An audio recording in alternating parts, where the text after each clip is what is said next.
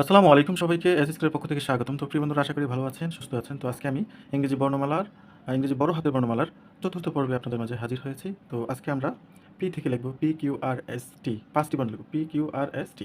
এখানে পাঁচটি বর্ণ আছে। তো প্রতি পর্বে কিন্তু আমি পাঁচটি বর্ণ করে লিখে যাচ্ছি এবং প্রতিটি বর্ণ একাধিকবার করে লিখে যাচ্ছি। তো শুরু করা যাক। তো আজকে আমরা লিখব পি। পিটা কিন্তু আমি বলছি প্রথম কী করবে, সোজা টান দিয়ে এভাবে এনে অ্যাঙ্গেল করে লাগিয়ে দিতে হবে, তাহলে সুন্দর হবে। তবে যে কাজটি করতে হবে প্রথমে সেটি হচ্ছে টানটা কিন্তু সোজা দিতে হবে, তাহলে পিটাও কিন্তু সুন্দর হবে। এই যে সোজা টান দিতে হবে, দিয়ে এইভাবে এনে এই লাগিয়ে দিতে হবে। টানটা কিন্তু অ্যাঙ্গেল হলে লেখাটা সুন্দর হবে না, এই জন্য দাগটা দিতে হবে সোজা করে। এই হয়ে গেল।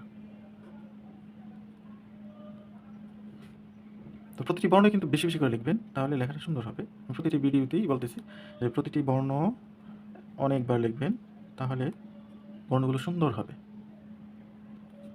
তো পি লেখা শেষ, এবার আমরা কিউ লিখবো।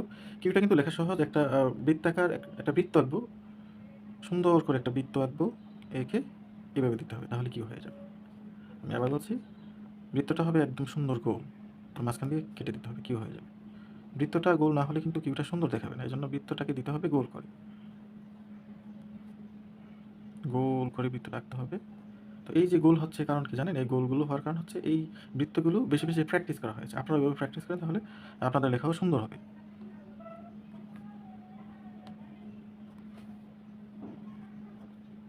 কিউ লেখা শেষ হয়ে গেল। তাহলে পি কিউ, তারপর লিখবো আর। আরটা হচ্ছে পি এর এক ধরনের ফটোকপি, কারণ পিটা যখন এভাবে লিখি আরটাও কিন্তু এভাবেই লিখবো। এই যে আর হয়ে গেল। আবার দেখাচ্ছি, এভাবে এনে এই আর হয়ে গেল। আগে পি লিখবো আমরা, এই যে পিটা সুন্দর করে লিখবো, লিখে এই পির এখান থেকে একটি দাগ নিচে নামিয়ে দেবো, তাহলে আর হয়ে যাবে।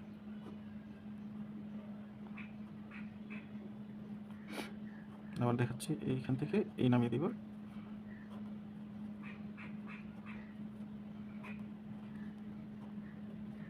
আর লিখে ফেললাম।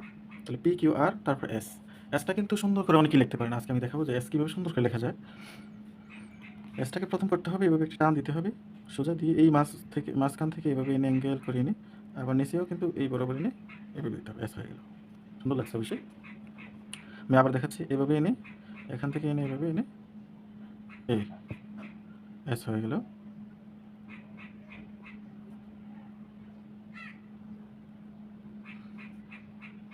প্রতিটি বর্ণ কিন্তু বেশি বেশি করে লিখতে হবে, সুন্দর করতে হলে প্র্যাকটিস করার বিকল্প নেই।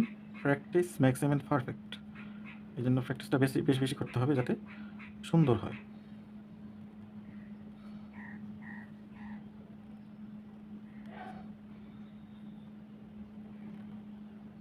হয়ে গেল এস।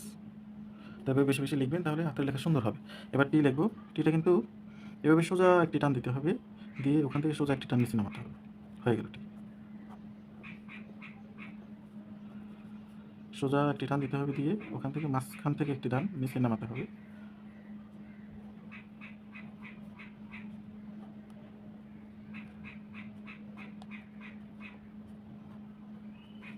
শেষ। তাহলে আমরা P Q R S T শিখে ফেললাম।